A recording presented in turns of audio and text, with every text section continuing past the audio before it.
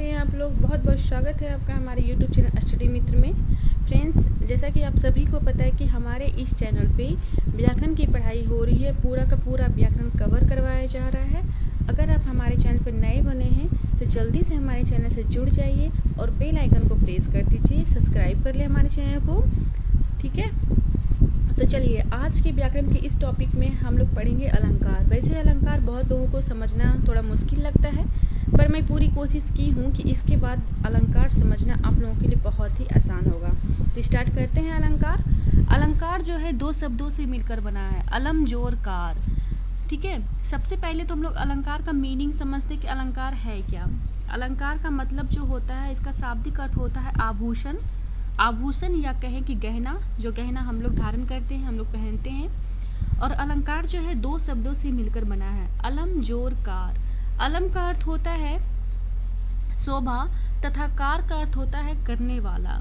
जिस प्रकार सुवर्ण आदि के आभूषणों से शरीर की शोभा बढ़ती है, उसी प्रकार काव्य अलंकारों से काव्य की शोभा बढ़ती है। कहने का तात्पर्य यह है कि जिस तरह शरीर की सौंदर्य को बढ़ाने के लिए हम लोग गहना पहनते हैं, या कहें कि शरीर की सुंदरता को बढ़ा देता है गहना, तो वैसे ही कवि लोग अपनी भाषा की सुंदरता को बढ़ाने के लिए कुछ खास तरह का प्रयोग करते थे। और यह जो प्रयोग होता था वह होता था अलग अलग शब्दों में, अलग अलग अर्थों में। तो ये अलग अलग शब्दों के साथ जो कवि प्रयोग करते थे, अलग अलग अर्थों के साथ जो प्रयोग करते थे, यही जो है क्या कहलाया, अलंकार कहलाया, ठीक है। बात एकदम क्लियर है कि जिस तरह शरीर का सौंदर्य बढ़ा देता है गहना, या कहें कि शरीर की सुंदरता को बढ़ाने के लिए लोग गहने पहनते हैं, तो ऐसे ही कवि लोग अपनी भाषा की सुंदरता को बढ़ाने के लिए कुछ खास तरह का प्रयोग करते थे। और यह प्रयोग होता था अलग अलग शब्दों के साथ, अलग अलग अर्थों के साथ, और उसे ही हम लोग अलंकार कहते हैं।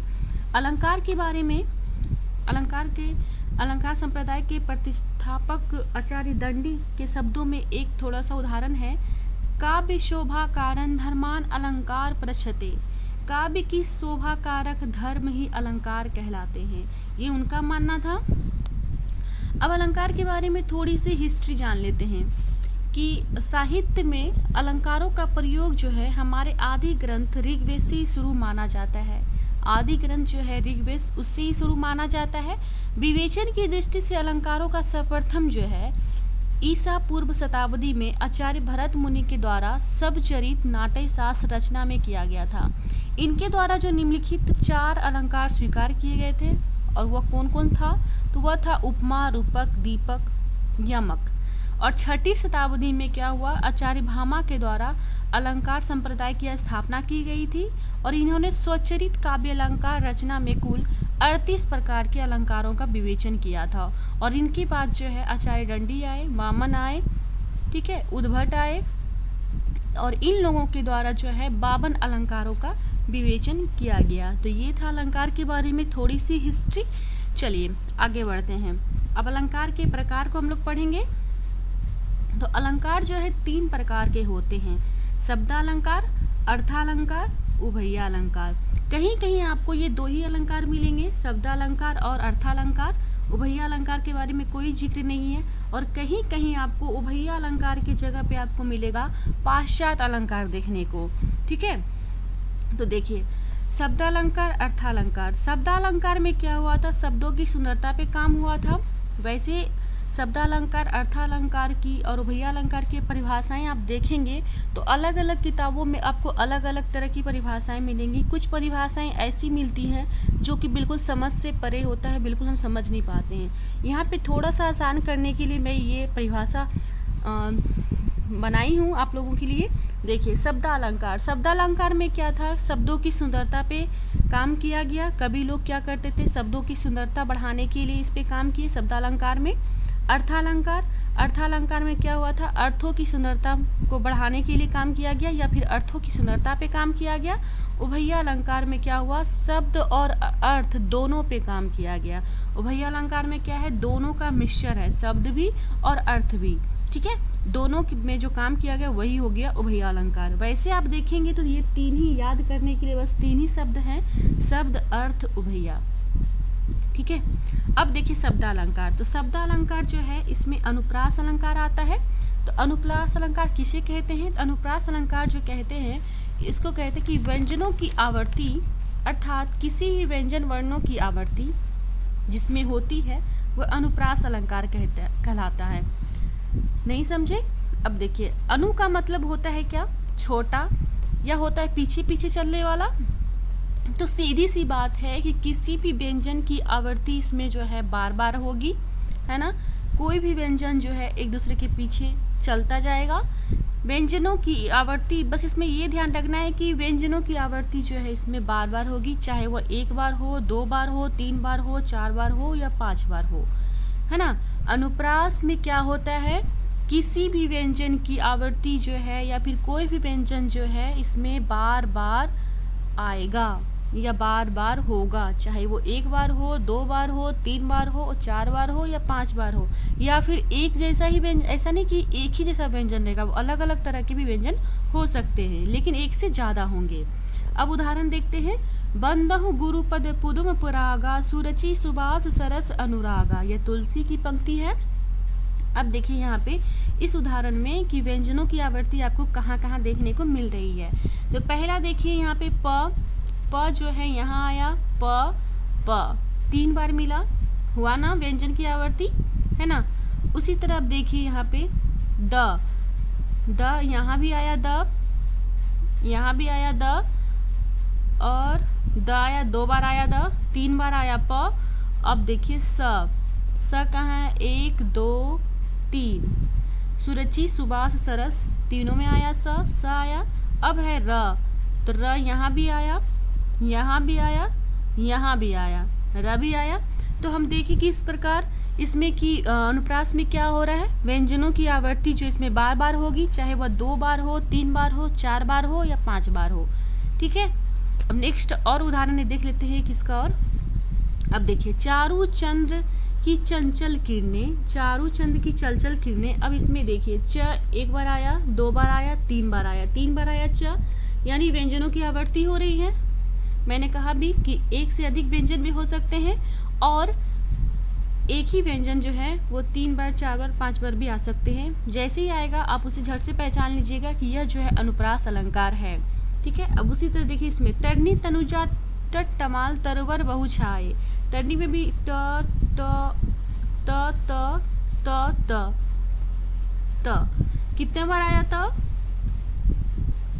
5 बार आया, है ना। तरनी तनुजा तट तमाल तरवर बहु छाए। तो ये क्या है? अनुप्रास अलंकार है। अनुप्रास अलंकार भी 3 प्रकार के होते हैं, छेका अनुप्रास, वित्त अनुप्रास, लटानुप्रास। ठीक है, वैसे इसमें जो जो इम्पोर्टेंट है, जिससे एग्जाम में क्वेश्चन पूछा जाता है, बस वही अलंकार मैं बता रही हूँ। बाकी जो है ऐसे अलंकार का अगर आप देखेंगे तो बहुत वो लंबा चैप्टर हो जाता है, तो उतना में डीपली जाने में थोड़ा सा होता है कि दिमाग भी होच-पोच हो जाता है, बहुत कुछ समझ में भी नहीं आता है। तो जितना जरूरी है उतना मैं इसमें की हूँ। अब देखिए यमक अलंकार। तो शब्दों की आवर्ती इसमें होगी जहाँ एक शब्द एक से अधिक बार प्रयुक्त हो और उसके अर्थ अलग अलग हो, तो वह यमक अलंकार कहलाता है। यमक अलंकार में क्या है? जहाँ पे शब्द तो आएंगे लेकिन क्या है, एक ही शब्द एक से अधिक बार आएंगे और उसके अर्थ जो है वो भिन्न भिन्न हो जाएगा, एक ही अर्थ नहीं रहेगा। एक ही शब्द जो है एक से अधिक बार आएगा लेकिन उसका अर्थ जो है वह क्या होगा? भिन्न भिन्न हो जाएगा। अब उदाहरण देखिए, कनक कनक ते शोगुनी, मादकता अधिकार, व खाए बोराय जग, या पाए बोराय। ठीक है, अनुप्रास में हम लोग देखें कि व्यंजन वर्णों की आवर्ती हो रही है, 1 से 2 से 3 से 4 5 जितने भी व्यंजन आ रहे हैं। ठीक है, और इसमें यमक में क्या हो रहा है कि इसमें शब्दों की आवृत्ति हो रही है, शब्द आ रहे हैं लेकिन हो क्या रहा है कि एक से अधिक जो शब्द आ रहे हैं एक जैसा, लेकिन इसके अर्थ वो अलग अलग हो जा रहे हैं। ठीक है, इसमें क्या है, एक जैसा ही शब्द आएगा, 2 शब्द आ जाए, 3 शब्द आ जाए, लेकिन उसका अर्थ क्या है वो बिल्कुल अलग हो जाएगा। अनुप्रास में व्यंजन, यमक में शब्द। अब देखिए उदाहरण, कनक कनक ते सौगुनी मादकता अधिकाय, व खाए बोराय जग या पाए बोराय। अब यहाँ पे दो कनक है तो एक कनक का मतलब हो जाता है सोना और दूसरा कनक का मतलब हो जाता है धतूरा, जिसमें बहुत नशा होता है। ठीक है। अब देखिए कनक कनक ते शोगुनी, अगर सोना बहुत अधिक मिल जाता है लोगों को तो उससे भी लोग क्या करते हैं, पागल हो जाते हैं, है ना, खुशी के मारे पागल हो जाते हैं, बौरा जाते हैं। और अगर धतूरा भी लोग अगर खा ले तो उससे भी लोग क्या करते हैं, बौखला जाते हैं या बौरा जाते हैं। ठीक है। तो दोनों चीज़ यहाँ पे कनक कनक दो शब्द आया, लेकिन दोनों का मीनिंग क्या है, बिल्कुल अलग निकल गया। एक का मतलब हुआ सोना, दूसरे का मतलब क्या हुआ, धतूरा हुआ। ठीक है। यमक में यही चीज़ है कि एक शब्द जो है एक ही जैसा रहेगा लेकिन उसके अर्थ जो है वो अलग अलग रहेंगे। अब देखिए यहाँ पे एक और उदाहरण है यमक का, 3 बेर खाती थी वो 3 बेर खाती है, 3 बेर खाती थी वो 3 बेर खाती है। बेर का, एक बेर का मतलब हम लोग सभी जानते हैं फल होता है, और जो कि भगवान जी पे चढ़ता भी है। शिवरात्रि सरस्वती पूजा में ये बेर बहुत चढ़ता है। और दूसरा ये है बेर मतलब बार। ठीक है, बार। 3 बेर खाती थी, कहा जा रहा है कि कोई है वो 3 बेर खाती है। बेर मतलब एक फल है, वो 3 फल खाती है बेर का, और 3 बेर खाती है। और क्या होता है, एक बेर का मतलब ये हो गया कि वो 3 बार खाती है, 3 बेर ही खाती है और 3 बार खाती है। समझ गए? दो शब्द आई लेकिन दोनों का मीनिंग यानी मतलब दोनों अलग है। एक का फल हो गया और एक का हो गया बार। अब देखते हैं श्लेष अलंकार। ठीक है, ये सब शब्दालंकार के ही उदाहरण हैं। अब देखिए श्लेष जो है श्लेष धातु से बना है, जिसका अर्थ होता है चिपका हुआ। एक शब्द में एक से अधिक अर्थ जुड़े हों। ठीक है, एक शब्द में एक से अधिक अर्थ जुड़े हों तो वहाँ पे क्या होता है, श्लेष अलंकार होता है। जहाँ कोई शब्द एक ही बार प्रयुक्त हो किंतु प्रसंग भेद में उसके अर्थ जो है अलग हो जाएगा। श्लेष अलंकार में होता क्या है कि यहाँ पे कोई एक शब्द आएगा, ठीक है, या कहे कि एक बार में एक ही शब्द आएगा पर उसका अर्थ जो है वह भिन्न हो जाएगा। भिन्न कैसे हो जाएगा, देखते हैं उदाहरण, तब समझ में आएगा। ये अनुप्रास में देखिए व्यंजनों की आवर्ती। ठीक है, और उसके बाद अनुप्रास के बाद क्या था, अनुप्रास के बाद था यमक। यमक में देखिए शब्द आ रहा था लेकिन एक जैसे दो शब्द आ रहा था, उसके अर्थ भिन्न भिन्न हो रहे थे। और यहाँ पे क्या है कि एक शब्द में एक से अधिक अर्थ जुड़े हैं, यानी कि एक ही शब्द आएगा लेकिन उसमें जो है अर्थ जो है एक से अधिक अर्थ जुड़ा होगा। शब्द आएगा एक ही लेकिन उसका अर्थ जो है वह भिन्न भिन्न होगा। 2 अर्थ उसका निकलेगा, 3 अर्थ निकलेगा, ठीक इस टाइप से निकलेगा। अब देखिए उदाहरण, हे प्रभु हमें दो जीवन दान, हे प्रभु हमें दो जीवन दान। तो इसका जो मीनिंग है इसमें 2 अर्थ निकलेगा। कैसे निकलेगा 2 अर्थ, देखिए, हे प्रभु हमें दो जीवन दान। इसमें है क्या कि एक आदमी है जो अपने जीवन के लिए भगवान से दान मांग रहा है, भीख मांग रहा है, क्योंकि उसकी अंतिम घड़ी आई है और उसने ज़िंदगी अच्छे से नहीं जी है। और वो भगवान से प्रार्थना करता है कि हे भगवान हमें दो जीवन दान, मुझे थोड़ी और जीवन दे दो ताकि मैं अपनी ज़िंदगी जी लूँ। बहुत से लोगों के साथ ऐसा होता है कि पूरी ज़िंदगी वो अच्छे से नहीं जीते हैं, लेकिन जब उसकी अंतिम घड़ी आती है, जब मरने का टाइम आता है तो उसे लगता है कि थोड़ा सा और टाइम मिलता तो हम अपनी ज़िंदगी जी लेते। तो वो भगवान से विनती कर रहा है कि हे प्रभु हमें दो जीवन दान। वो अपने जीवन की भीख मांग रहा है। और दूसरी ओर देखें कि किसी गाँव में बारिश नहीं हुई बहुत दिनों से, अकाल पड़ा हुआ है वहाँ पे, तो वहाँ पे लोग क्या कर रहे हैं, भगवान से प्रार्थना कर रहे हैं, हे प्रभु हमें दो जीवन दान। थोड़ी सी अगर बारिश हो जाए तो यहाँ हम गांव वालों को जीवन दान मिल जाएगा। तो यहाँ पे 2 अर्थ निकला, शब्द एक ही आए लेकिन क्या हुआ, 2 अर्थ निकला। 2 अर्थ निकला, एक है जो अपने जीवन का भीख मांग रहा है और दूसरा यह है कि जो अपने पूरे गाँव के लिए भीख मांग रहा है, पूरे गाँव पूरे समाज के लिए भीख मांग रहा है। ठीक है, समझ गए। अब देखिए दूसरा उदाहरण क्या है, मंगन को देख पट देत बार बार। मंगन को देख पट देत बार बार। पट का मतलब यहाँ हो गया, एक पट का मतलब हो गया कपड़ा और एक पट का मतलब हो गया दरवाजा। ठीक है, तो मंगन को देख पट देत बार बार। होता क्या है कि किसी गांव में एक भिखारी आया है। वह जैसे ही दरवाजे के पास पहुंचा तो क्या हुआ कि घर वाले क्या किए, जैसे ही देखे कि भीख मांगने वाला है तो झट से वो अपना गेट दरवाज़ा बंद कर लिए। एक अर्थ ये जुड़ा, और एक कपड़ा का जो अर्थ आएगा वो यह है कि मंगन को देख पट देत बार बार। और एक जो आदमी है वो देखा भीख मांगने वाले को, तो वो क्या किया, भिखारी को जब देखा तो उसके घर में जो भी कपड़ा पड़ा था वो उसे ला के दिया। तो यहाँ पे दो शब्द जुड़ा, एक ही मंगन को देख पट देत बार बार। एक है जो अपना कपड़ा दे रहा है, वस्त्र दान कर रहा है, जो भी उससे चल बना वो दान कर रहा है, और दूसरा वह है जो उसे देखते साथ दरवाज़ा बंद कर लिया। तो यहाँ पे दो अर्थ समझ में आ गया। शब्द एक ही रहेंगे लेकिन उसके अर्थ जो है भिन्न भिन्न हो जाएंगे। अब बढ़ते हैं आगे। अब है वक्रोक्ति। ठीक है, वक्रोक्ति जो है वक्र जोर उक्ति दो शब्दों से मिलकर बना है। वक्र का अर्थ होता है टेढ़ा और उक्ति का अर्थ होता है कथन। वक्रोक्ति क्या होता है, प्रत्यक्ष अर्थ के अतिरिक्त भिन्न। ठीक है, अर्थात कहने वाला किसी शब्द को कहे लेकिन दूसरे अर्थ में। ठीक है, कहने वाला कोई शब्द कह रहा है लेकिन वो दूसरे अर्थ में कह रहा है, परंतु सुनने वाला जो लोग है, जो उस बात को सुन रहा है, उसका वह टेढ़ा में नहीं निकाल लेता है, या कहें कि व्यंग निकाल लेता है ना, व्यंग्यात्मक निकाल लेता है। अब देखिए उदाहरण, एक कबूतर देख हाथ में पूछा कहाँ अपर है, उसने कहा अपर कैसा, वह उड़ गया सपर है।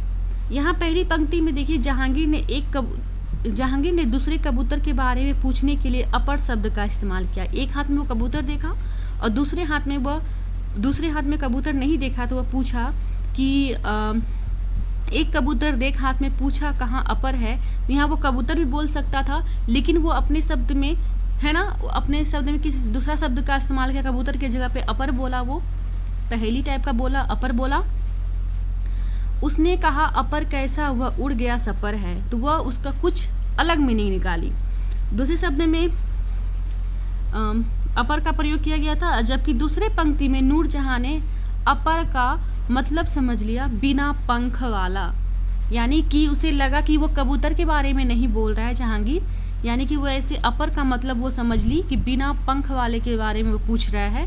तो वो बोली कि उसने कहा अपर कैसा, वह उड़ गया सपर है। ठीक है, मतलब वक्रोक्ति में ये होता है कि कहने वाला कुछ कहता है वो अपने शब्द में, यानी कि अपने दूसरे शब्द में, दूसरे लहजे में, लेकिन सुनने वाला क्या है, उसका टेढ़ा मीनिंग निकाल लेता है, उसका उल्टा मीनिंग निकाल लेता है। यही है वक्रोक्ति। ठीक है, अब देखते हैं ये भी जो है दो प्रकार के होते हैं, वक्रोक्ति श्लेष मूला वक्रोक्ति और काकू मूला वक्रोक्ति। ठीक है, दो प्रकार के होते हैं। श्लेष मूला वक्रोक्ति में अर्थ श्लेष के द्वारा वक्रोक्ति। ठीक है, और काकू मूला वक्रोक्ति में क्या होता है, काकू में ध्वनि विकार आवाज में परिवर्तन के द्वारा वक्रोक्ति जो होती है, जो उक्ति होती है, जो कथन होती है, उसको प्रकट किया जाता है। इसमें श्लेष में क्या होता है, अर्थ द्वारा कथन किया जाता है, बिल्कुल अर्थ रहता है, इसमें मीनिंग अर्थ रहता है। और श्लेष इसमें काकू में क्या होता है कि ध्वनि विकार आवाज में परिवर्तन हो जाता है जब वो उक्ति बोला जाता है। तो देखिए उदाहरण देखिए यहाँ पे, जैसे कि है आप जाइए तो। आप जाइए तो का यहाँ पे साफ मीनिंग है कि आप जाइए, उससे आग्रह किया जा रहा है, उसे बोला जा रहा है आप जाइए तो। देखिए तो क्या होता है, अच्छे से बोला जा रहा है, एकदम बढ़िया भाव में बोला जा रहा है, अच्छे भाव में। आप जाइए तो मतलब आप जाइए। और वहीं दूसरी लाइन में आप देखेंगे यहाँ पे बिल्कुल सीधे सीधे बोला जा रहा है आप जाइए, आप जाइए। अब यहाँ पे देखिए वही बात को बोला जा रहा है आप जाइए तो, लेकिन यहाँ पे क्या है, प्रश्नवाचक आ गया, आप जाइए तो मतलब इसका क्या हुआ, आप नहीं जाइए। जैसे कि कोई काम करने के लिए कोई उसके विरुद्ध जा रहा है तो बोलता है आप जाइए तो फिर देखते हैं आपको, आप जाइए तो फिर देखिए क्या होता है, मतलब आप नहीं जाइए, मतलब वो काम आप नहीं कीजिए। तो एक ही बात का जो कहने का जो ढंग होता है वो बिल्कुल अलग होता है जब, तो उसका मीनिंग जो है बिल्कुल अलग निकलता है, मतलब बिल्कुल अलग निकलता है। तो यही है इसमें। अब लास्ट है इसका उदाहरण विप्सा। विप्सा का अर्थ होता है दोहराना। ठीक है, क्या होता है, दोहराना। तो इस अलंकार में मनोभाव को प्रकट करने के लिए शब्द का दोहराना होता है। विप्सा का साफ साफ मीनिंग होता है दोहराना, जो शब्द को हम बार बार दोहराते हैं वही है विप्सा। तो इस अलंकार में होता गया कि मनोभाव को प्रकट करने के लिए, चाहे वो मनोभाव अच्छाई का मनोभाव हो या फिर घृणा वाला मनोभाव हो या फिर दुख वाला मनोभाव हो या फिर कुछ भी ऐसा मनोभाव हो, जो भी मनोभाव मेरे अंदर प्रकट हो रहा है, तो उसी शब्द को दोहराना जो है विप्सा अलंकार कहता है। जैसे छी छी, किसी खराब चीज़ को देख लिए हम लोग बोलते छी छी, बोलते राम राम, फिर इससे कुछ होता है तो बोलते चुप चुप, फिर बोलते देखो देखो। तो ये सब क्या है, मनोभाव है। ये सब मनोभाव को प्रकट करता है। तो ये थे कुछ अलंकार। नेक्स्ट वीडियो में हम लोग देखेंगे अर्थालंकार को, उभयालंकार को। ठीक है, अगर आपको ये वीडियो अच्छा लगा होगा तो प्लीज़ लाइक ज़रूर कीजिएगा और दोस्तों तक बहुत शेयर कीजिएगा, ज़्यादा से ज़्यादा शेयर कीजिए। और हमारे चैनल पर नए बने तो जल्दी से हमारे चैनल को सब्सक्राइब कर लीजिए। और नेक्स्ट वीडियो में हम लोग अर्थालंकार, उभयालंकार भी पढ़ेंगे। उम्मीद करती हूँ कि अलंकार आप लोग को समझ में आ रहा होगा। ठीक है, मिलते हैं अगले वीडियो में, तब तक के लिए धन्यवाद।